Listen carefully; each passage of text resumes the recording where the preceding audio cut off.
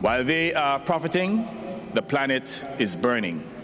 Strong comments by Gaston Brown, Prime Minister of Antigua and Barbuda, while speaking on behalf of the Alliance of Small Island States at the United Nations Climate Change Conference. In the first half of this year, 6 fossil fuel companies, and I emphasize 6, made more than enough money to cover the costs of major climate damages in developing countries, with nearly $70 billion in profits.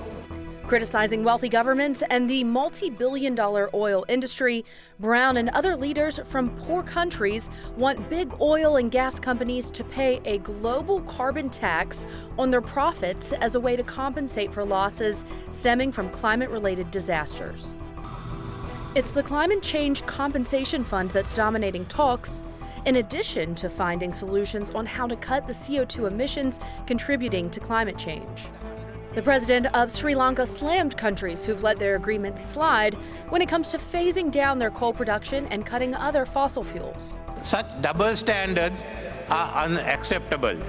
Developed nations should be giving leadership to overcome climate challenges rather than abdicating their responsibilities.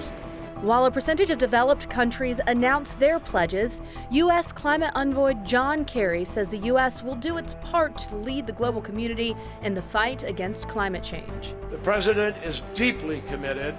I know it's in his gut because I've worked with him on the Foreign Relations Committee for years, and he is deeply committed to making certain that we, the developed countries, we, the largest economy in the world, the second largest emitter, have a special responsibility to less developed nations, to the third world, to the South, and we need to do and will do what is necessary to help make sure that this is a just transition.